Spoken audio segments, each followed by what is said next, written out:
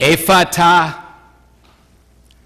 It is a word that must have been important to Jesus because it was one of the very few words carried forward in the Gospels that Jesus spoke, most likely literally. Ephata means be opened.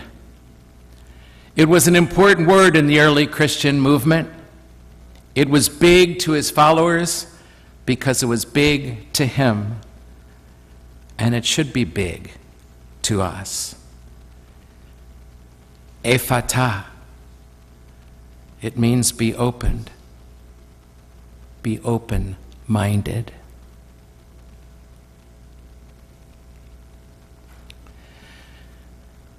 And we will never be open-minded if we don't develop one unique capacity, the capacity for critical thinking. Unless we learn what it means to be critical thinkers, we will never be open-minded. Critical thinking sounds so negative, but it's not. It is not being negative about everything and everybody, but willing to think critically about the Bible, for example, or our religion, or our country, or our own families, is not unfaithful, it's not unpatriotic. As a matter of fact, it is truly patriotic and truly faithful. To question something is not to lack faith. It is to look for clues, rather, from the Bible or religion or our nation's history or our family, and even this girl or guy that I'm dating, and putting it all in context. Granted, some people overemphasize the critical and can never really get to the point of trust, of surrender. Those are what we call cynics. Others underplay the critical and give themselves and their stances and their values away at to the most persuasive person or even authority. Suckers, we call them. And some people are so nice that they can't let themselves think negatively any thought about anyone. They can't think negatively. It somehow is blocked from them. It's somehow wrong if you think a negative thought about somebody, they say to themselves, forgetting that Jesus said the weeds and the wheat grow together in everyone. And so be on the lookout, even in your best friend, even in your lover, even in your church, even in your nation. Be on the lookout for the weeds. To see what might be wrong with someone is a good thing. It also keeps us from being used by people, too easily swayed by the institutions in our lives. You are not unfaithful if you take what I say, what a preacher says, what any preacher says, and chew on it some, and be willing to think critically about what I or anyone says. I promise you I won't take it personally. You have the right to question what I say and bounce it off your experience, what you know, and the tradition of our church. You don't just have a right to do that, you have a responsibility to do that. Thinking critically means looking at a topic we are familiar with, but looking at it from a point of view that is different from the point of view we are used to having. It means stepping outside of yourself and not assuming your point of view is usually normal and right and absolute, but looking at something from another angle, from another point of view. It's so easy to suck everything into our own viewpoint. We privilege our understanding in our current day and age. But critical thinking, my friends, will help us understand better rather than just having our own understanding of things or the understanding that was passed on to us from our parents. It is likely that our current interpretation of the world was learned by us from someone somewhere along the way. Thinking critically, being open-minded, means being willing to ask new questions about what we learned. Not about the event itself or the word itself, perhaps, but rather the interpretation of the event, the interpretation of the word we heard proclaimed. We, you and I, we have to do the hard work of digging in to what someone else really meant by what they said or what they meant when they wrote that before we respond. We've got to respect the other enough to find out what they mean by what they're saying or what they believe, and be willing to change our views about something if need be. Ephata. Be open-minded, he said. And boy, did that catch on in the early church.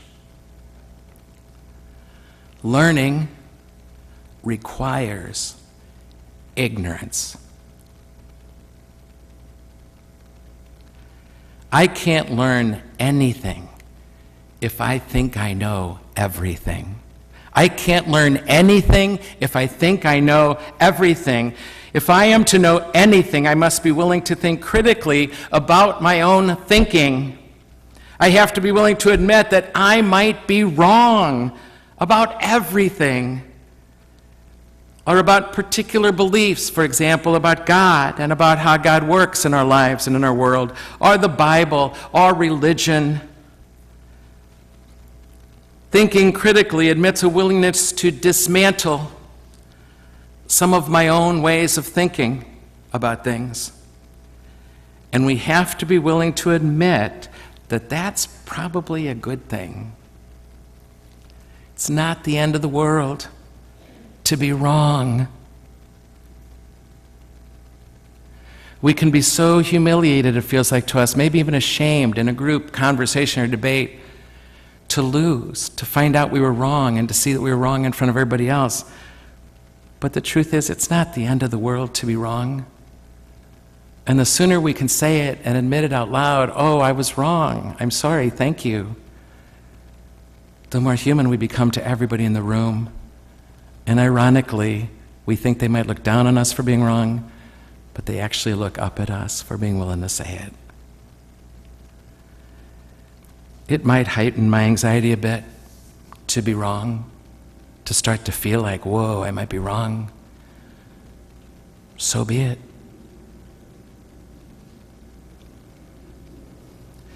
We equate faith with certainty, rather than faith being the thing that carries us through uncertainty. Let me say that again, because I think it's really important in this tradition we call our church. We equate faith with certainty, rather than faith being the thing that carries us through our uncertainties. Maybe what's being dismantled is not God.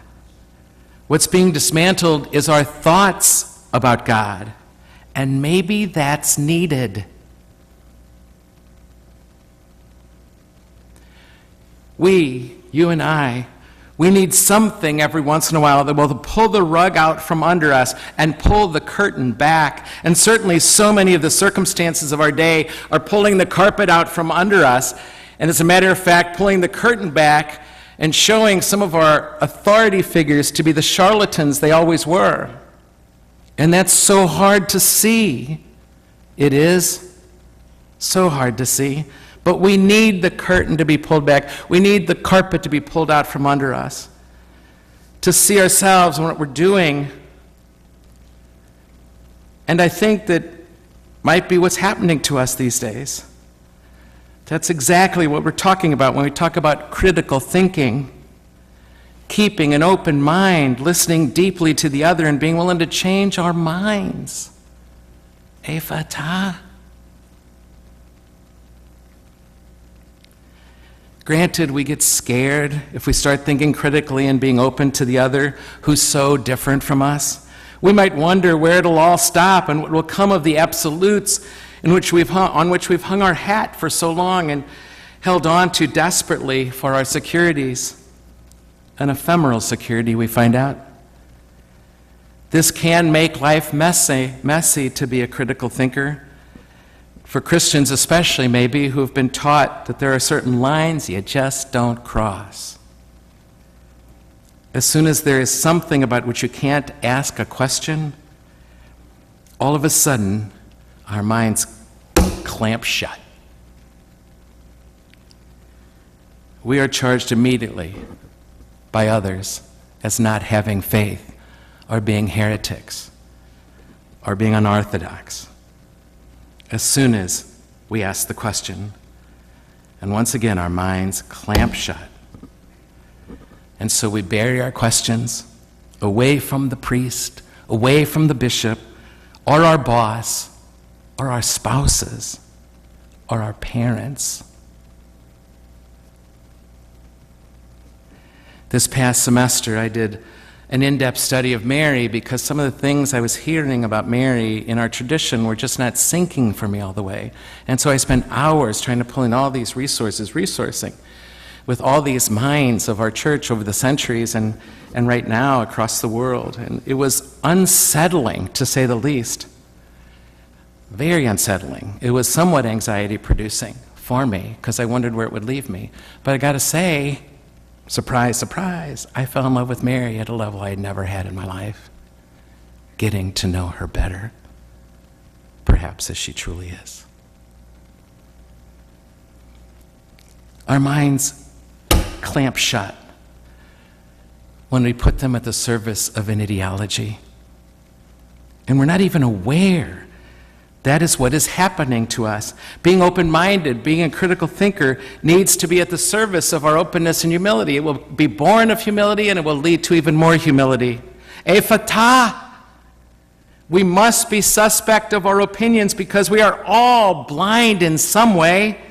I'd like to think I'm being neutral here, and I'm seeing things as they really are, but at that point, when I think I'm seeing things as they really are, I stop being critical and stop being open-minded, and all of a sudden we're all saying the same sorts of things, and we're all patting each other on the back, and we have a new closed-mindedness. Can we take critical thinking too far? Can we be too open to others and to others' ideas? I suggest to you tonight that critical thinking is not the problem. Being too open is not the problem. Critical thinking is desperately needed in the human drama as it is unfolding in this world right now as we prize our ideas or the ability of our ideas to unlock the universe. When we get those ideas and when we like them too much, we hold on to them because they make sense of the universe for us. And that is precisely where critical thinking comes in and says to us, hold on there, matey. There are people in other parts of the universe with different color skin and different orientations to life who think differently about this. Why do they think differently than us? Are there people from the past who thought differently than we do? Why do I think like I think? Believe me, my friends, it's better. It is way better if the question comes internally. Otherwise, it could come at us from the outside like a threat. Better to raise these questions from the inside ourselves than have it come from the outside for the first time. Regarding the divisive topics of our day in politics or religion, we should be able to end every sentence with the words, "But I might be wrong." If we can't, then maybe we're not as open-minded as we'd like to think.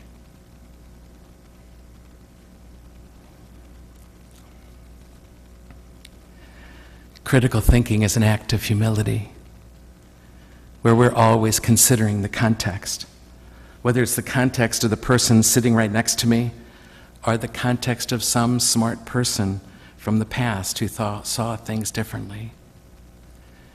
I've been in many debates in the last week over many, many things, and the most recent was just last night at a dinner party. And a mom was talking about her need to believe that in heaven she'll see people again and recognize them, and it became a debate about life after death. But then she told the context of her faith. She said, my 5-year-old daughter died suddenly 7 years ago.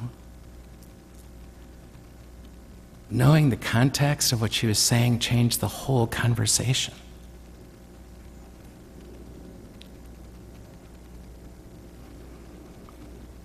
Ephata. How dare we not think critically? We are not the fourth person of the Blessed Trinity.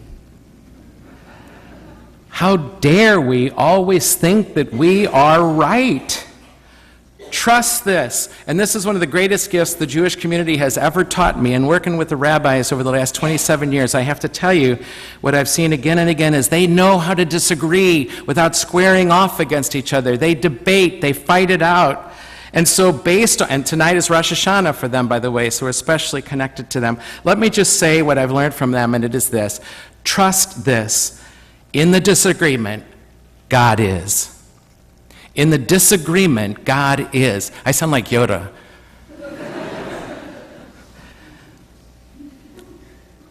It's true. Let me conclude by just saying in all things, this academic year, in your field of study, in our interpretations of the Bible, and your approach to your own religion, and when you listen to the politics of our day, and even perhaps especially how you think, it falls to us to think humbly, think critically, be open. Ephata.